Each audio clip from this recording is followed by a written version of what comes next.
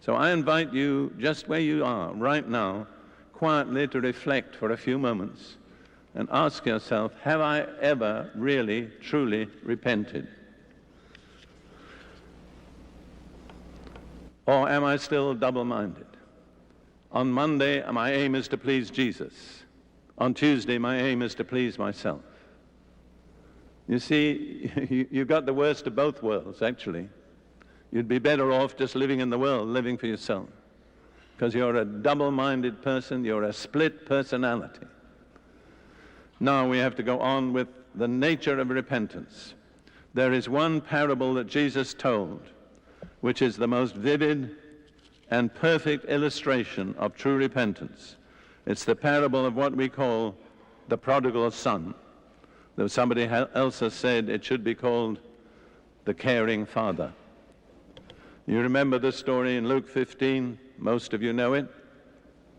The second son of a wealthy family decided to get all his inheritance from his father right now, then went off to a distant country and lived it up.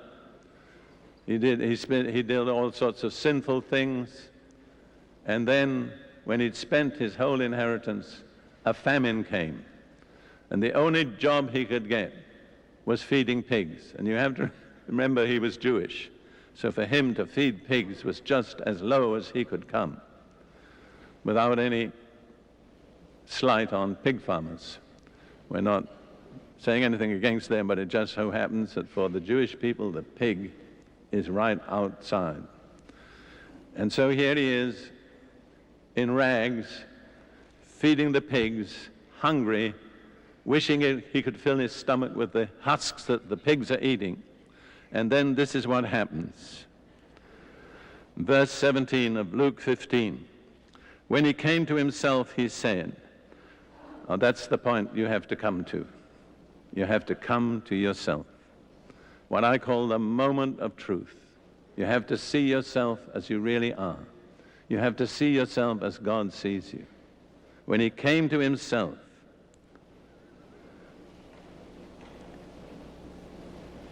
he said, how many of my father's hired servants have bread enough and to spare, and I perish with hunger? I will arise and go to my father, and will say to him, Father, I've sinned against heaven and before you, and I'm no longer worthy to be called your son. Make me as one of your hired servants.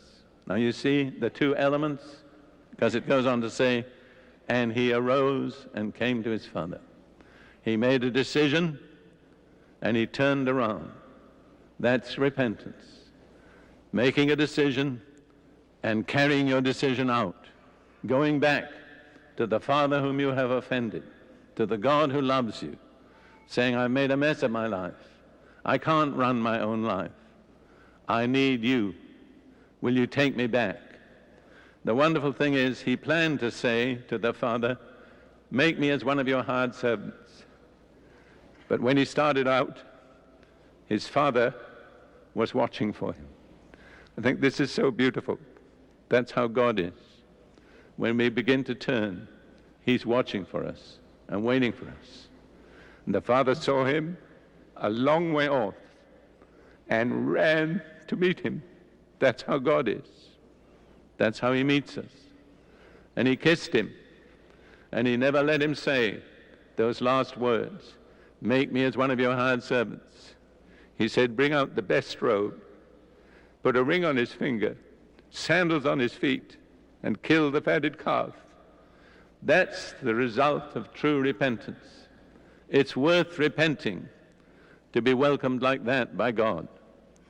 That's the picture. Just think about it for a moment yourself. He came to himself.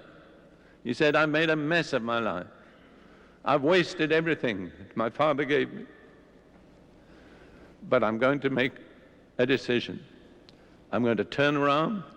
I'm going to go back to my father and say, I'm sorry. And he turned and went. Think about that. That is true repentance. Repentance in action.